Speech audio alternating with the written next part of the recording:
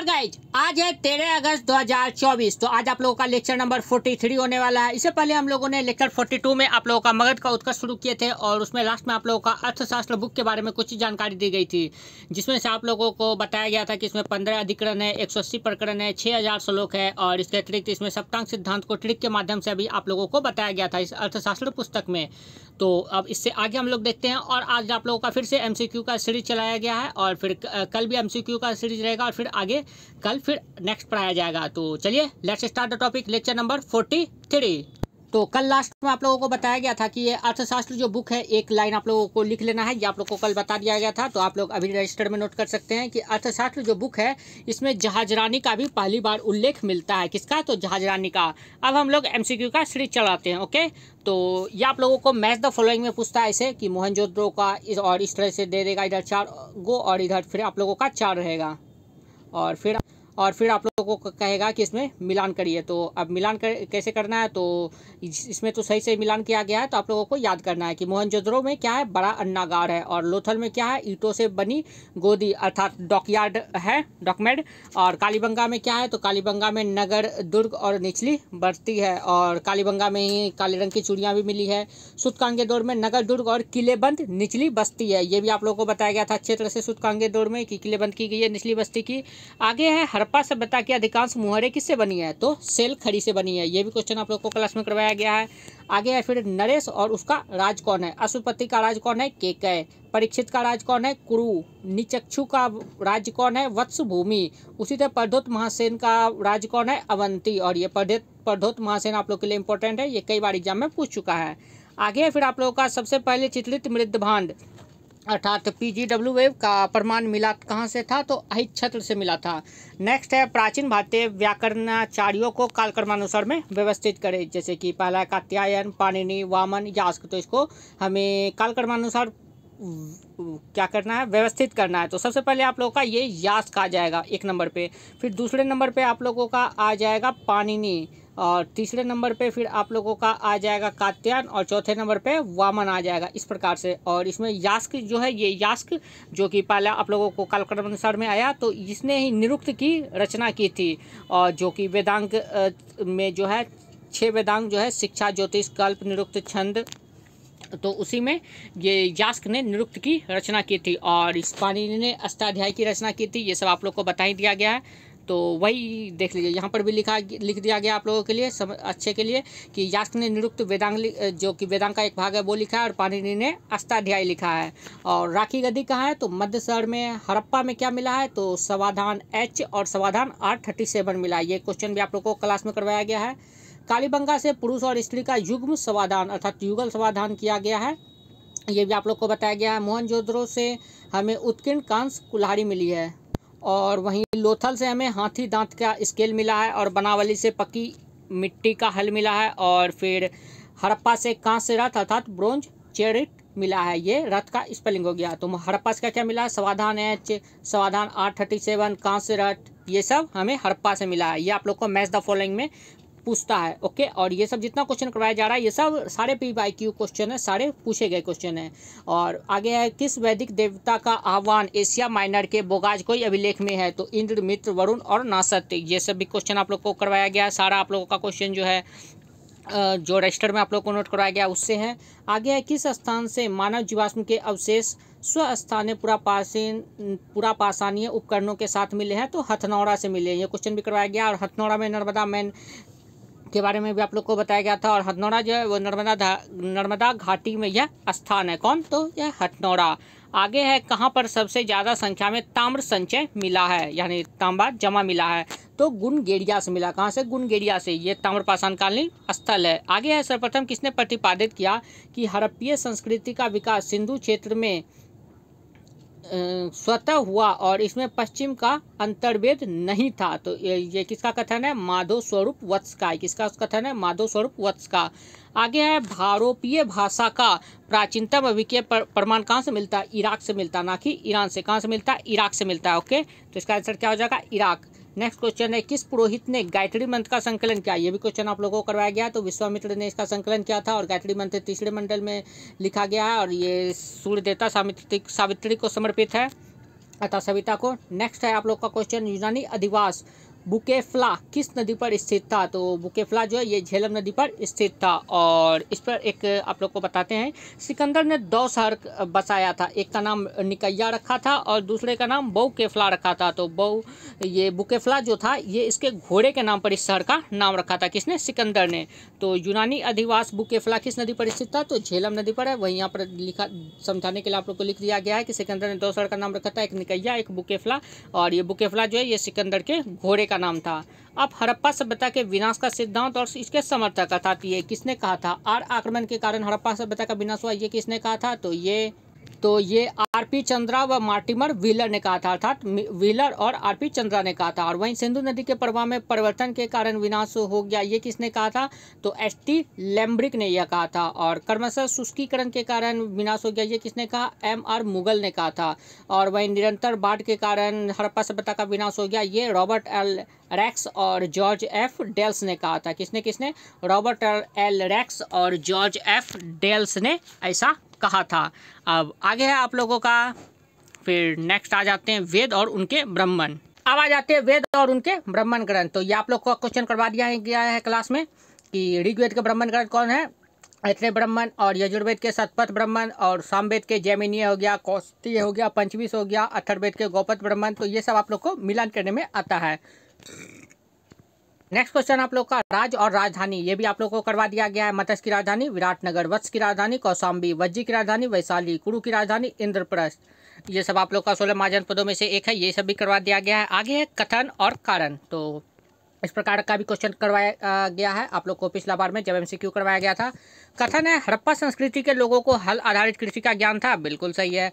बनावली में प्रौढ़ हड़प्पा स्तर से हल का पकी मिट्टी का एक नमूना प्राप्त हुआ है। तो ये भी बिल्कुल सही है। तो ये क्या गया? कथन सही है तथा कारण उसकी सही व्याख्या है।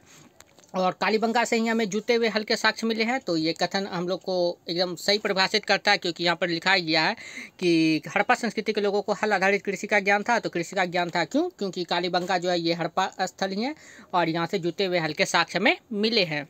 तो इस प्रकार से क्वेश्चन हमें पूछा जाता है। तो आप लोग को लगभग जितने क्वेश्चन कराए गए हैं उससे रिलेटेड क्वेश्चन पूछे जाते हैं। ओके, तो आप लोग को एकदम आँख दिमाग सब चीज़ खोल के रखना है, तभी क्वेश्चन समझ में आएगा। ओके, जैसे कि ये क्वेश्चन अगर आपको लग रहा है कि आपसे नहीं बना तो समझ लीजिए आप लोग जो अभी तक आप लोग को पढ़ाया गया वो सारा व्यर्थ है। ओके, जितना पढ़ाया गया है वो सारे को आप लोग याद करते चले। ओके, आगे है, जैसा कि गौतम एवं बौधायन ने उल्लेख किया है कि वैदिकोत्तर काल में वार्षिक ब्याज की दर कितनी थी? तो 15% थी। और भी बहुत सारे क्वेश्चन आप लोग को फैक्ट नहीं करवाए गए हैं, वो सोच रहा हूँ कि एक रजिस्टर में बना के आप लोगों को प्रोवाइड कर दिया जाए, तो उसका भी बारे में भी देखेंगे। तो उसमें वार्षिक ब्याज की दर कितनी थी? 15% थी, जैसे कि ये सब क्वेश्चन नहीं करवाया गया है। आगे आप लोगों का, किस स्थल से लघु पाषाणिक संदर्भ में एक हाथी दांत का लटकन प्राप्त हुआ है? तो दमदमा से प्राप्त हुआ है। आगे है, पुरोहितों में से कौन यज्ञ के संपादन का निरीक्षित करता था? तो अधर्व्यू करता था। कौन करता था? अधर्व्यू। क्यों? क्योंकि यज्ञ का वर्णन है, तो यज्ञ का वर्णन आप लोग को बताया गया था किस वेद में। आप लोग याद करने की कोशिश करिए फटाक से, ताकि आप लोग का रिवीजन हो सके। तो उसी का आप लोग को बताया गया था कौन है ये? अधर्व्यू। याद करिए फटाक से। आगे है, आप लोग को मिलान करना है कि स्रोत सूत्र ये बलि संबंधी नियम थे, ये भी करवाया गया है। गृह सूत्र ये घरेलू अधिकार के थे, ये गृह सूत्र जो है ये घरेलू अधिकार के थे। और धर्म सूत्र धर्म अथवा विधि से संबंधित थे। शुल्ब सूत्र यज्ञ वेदी को मापना से संबंधित थे। और ज्यामिति भी इसी से संबंधित है, शुल्ब सूत्र से ही। चलिए, यज्ञ की वेदी को आप लोगों को देखिए यहाँ पर समझा ही दिया गया है। ये बौधायन पर में आप लोगों को 10 में अगर होंगे तो आप लोगों ने पढ़ा होगा कि एक त्रिभुज रहता है और इसे वर्ग से घेर दिया गया। देख लीजिए, ये वर्ग है, ये भी वर्ग है, ये भी वर्ग है, तो इसे ही बौधायन परमेय कहा जाता है। आगे आप लोगों के लिए हड़प्पीय तौल का अनुपात क्या था? तो 1:2:4:6:16 ये हड़प्पीय तौल का अनुपात था। आगे है, सभा विशिष्ट वर्ग का प्रतिनिधिमंडल करती थी। बस सही है, जबकि समिति समान वर्ग का प्रतिनिधित्व करती थी। अच्छा, ये आप लोग के लिए जानकारी है। और आप लोगों को बताया गया था कि सभा जो है ये राज्यसभा की तरह काम करती थी और समिति लोकसभा की तरह काम करती थी। ये आप लोग को याद करने के लिए ट्रिक बताया गया था। तो वही है, सभा विशिष्ट वर्ग, विशिष्ट मतलब ऊंचे वर्ग का प्रतिनिधित्व करती थी और वही समिति सामान्य वर्ग का प्रतिनिधित्व करती थी। तो समिति हो गया तो नीचे संबंधित अर्थात लोकसभा से, और सभा हो गया राज्यसभा से। इस तरह से आप लोग को याद करने का ट्रिक बताया गया था। आगे आप लोगों का सोन संस्कृति। तो सोन संस्कृति जो है ये निम्न पुरापाषाण संस्कृति से संबंधित है। नेवासा संस्कृति मध्य पुरापाषाण संस्कृति से संबंधित है। बागोर संस्कृति उच्च पुरापाषाण संस्कृति से संबंधित है। और कोल्डिगावा संस्कृति नवपाषाण संस्कृति से संबंधित है। और कोल्डिगावा से हमें चावल के साक्ष्य मिले हैं। नवपाषाण काल के बारे में आप लोगों को बताया गया था इसमें। और फिर कुछ आप लोगों को नहीं पता होगा, तो आप लोगों को जितने पता हैं उससे जब मैच करिएगा और ऑप्शन में मिलाइएगा तो आप लोगों को क्वेश्चन बन जाएंगे। आगे आप लोगों का किस ताम्रपाषाण कालीन स्थल से तांबे के प्रयोग का साक्ष्य प्राप्त हुआ है किंतु प्रस्तर उपकरण प्राप्त नहीं हुए हैं? तो आहार से। किस स्थान से? आहार से। यहाँ पर तांबे के प्रयोग का साक्ष्य तो मिला है लेकिन प्रस्तर उपकरण प्राप्त नहीं हुए हैं। ये 4 ऑप्शन में इसका आंसर क्या हो जाएगा? आहार। और प्राचीन नाम आहार का क्या था? ताम्रवती। क्या था? ताम्रवती। और आहार से ही पत्थर के घर भी मिले हैं, ये भी आप लोगों को करवाया गया था। फिर से एक बार फैक्ट आप लोगों को लिख दिया गया है। आगे है किसने सर्वप्रथम भारत पर आर्यों के आक्रमण का सिद्धांत दिया था? तो व्हीलर ने दिया था आर्यों का आक्रमण का सिद्धांत। इसी क्वेश्चन में इसी सीरीज में हम लोग ये कर चुके क्वेश्चन। तो किसने किया? IEM व्हीलर ने। जो आप लोगों को बताया गया था कि ये क्या कहते हैं हड़प्पा सभ्यता के विनाश का सिद्धांत किसने दिया था, तो उसी में व्हीलर के बारे में भी आप लोगों को बताया गया था कि आक्रमण के कारण किसने हुआ, तो IEM व्हीलर के द्वारा। आगे है उत्तर वैदिक कालीन पांचाल राज्य का प्रसिद्ध नरेश कौन था? तो प्रवाहन जावाली था। कौन था? प्रवाहन जावाली। आगे है पुरापाषाण। तो पुरापाषाण जो है चिप्पर पाषाण उपकरण से संबंधित है। और मध्यपाषाण लघु पाषाण उपकरण से संबंधित है। वहीं नवपाषाण जो है ये घिसे पाषाण उपकरण से संबंधित है। और उच्च पुरापाषाण शैलचित्र अर्थात रॉक पेंटिंग से संबंधित है। ये क्वेश्चन आप लोगों को मिलान करने में पूछता है। आगे फिर है आप लोगों का घिसे पाषाण। तो घिसे पाषाण नवपाषाण काल के है, ये जो अभी पीछे बताया गया आप लोगों को मैचिंग करने वाला। तो घिसे पाषाण नवपाषाण काल के और इसमें बेसाल्ट और ग्रेनाइट से मिले हैं। और वहीं चिप्पर पाषाण उपकरण क्वार्टर्ज के हैं। किसके हैं? क्वार्टर्ज। और ये राज्य हैं और उनके नरेश कौन कौन है, ये भी क्वेश्चन इस प्रकार का आप लोगों को करवाया गया है इस स्टेज में। कुरु के नरेश परीक्षित थे। कैकेय के नरेश अशुपति थे, ये क्वेश्चन भी करवाया गया था। काशी के नरेश निचक्षु थे। और वत्सभूमि के नरेश अजातशत्रु थे, ये भी करवाया गया था आप लोगों का निचक्षु वाला। आगे है भारत में पुरापाषाणिक उपकरण सर्वप्रथम कहाँ मिले हैं? तो पुरापाषाणिक उपकरण पल्लवरम से मिले हैं। कहाँ से मिले? पल्लवरम से। आगे है कथन और कारण। इस प्रकार के टाइप के क्वेश्चन भी करवाए गए हैं। कथन नवपाषाण युग के पश्चात धातु युग आया, तो बिल्कुल सही है। कुछ समय तक पाषाण उपकरणों का प्रयोग भी साथ साथ चलता रहा, ये भी सही है, अर्थात दोनों सही है। और ये कारण जो है कथन की सही व्याख्या करता है। और नवपाषाण के बाद ही ताम्रपाषाण काल आया था, ये तो उस हिसाब से ये सही है क्योंकि यहाँ पर लिखा है धातु युग। धातु युग का मतलब ताम्रपाषाण काल, तो नवपाषाण के बाद ही ताम्रपाषाण काल आया, इसलिए ये फैक्ट आप लोग को लिख दिया गया है। आगे है घोड़े की मृण मूर्ति। घोड़े की मृण मूर्ति हमें मोहनजोदड़ो से मिली है। आरायुक्त मृण पहिया। पहिया कहाँ से मिला है? बनावली से। यज्ञवेदी कालीबंगा से मिली है, ये भी कई बार क्वेश्चन करवाए गए हैं। समाधान H हड़प्पा से मिली है, ये भी कई बार करवाए गए हैं। आगे है प्राचीनतम उपलब्ध भारतीय सिक्के किस धातु के बने थे?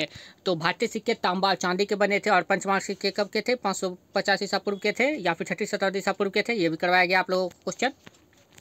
आगे है हड़प्पा सभ्यता की वह कौन सी विशेषता थी जो समकालीन अन्य सभ्यताओं से ज्ञात नहीं है? तो ऑप्शन देख लेते हैं। घिसा हुआ पत्थर की मुद्रा ये था। विशालकाय भवन ये था। हकी के मन के ये भी थे। सूती कपड़ा ये नहीं था। तो कौन सी विशेषता समकालीन अन्य सभ्यताओं में ज्ञात नहीं पूछ रहा है, तो इसका आंसर क्या हो जाएगा? सूती कपड़ा। नेक्स्ट क्वेश्चन आप लोग का बुद्ध के समकालीन धार्मिक संप्रदायों का उल्लेख किस बौद्ध साहित्य में प्राप्त होता है? तो ब्रह्मजाल सूत्र से प्राप्त होता है। बुद्ध के समकालीन धार्मिक समुदायों का उल्लेख किससे प्राप्त होता है? तो ब्रह्मजाल सूत्र से प्राप्त होता है। ये क्वेश्चन शायद आप लोगों को करवाया गया था। तो ये आप लोग का क्वेश्चन का सीरीज हो गया। आज आप लोगों का रिवीजन भी इस क्वेश्चन के थ्रू हो गया है। और कल फिर हम लोग फिर से क्वेश्चन का सीरीज ही चालू रखेंगे। और कल फिर हम लोग देखेंगे कि ऋग्वेद के साकाल, यजुर्वेद के कर्म, सामवेद के रामायणीय और अथर्ववेद के पिपल लाद, ये आप लोगों को क्वेश्चन जैसे कि मैचिंग करने के साथ यह बताया जाएगा। फिर आगे क्वेश्चन फिर करवाया जाएगा विजय माधव के बारे में, जो कि गौतम राहुल के साथ पूर्व दिशा की ओर गए थे, ये सब के बारे में आप लोगों को फिर आगे बताया जाएगा।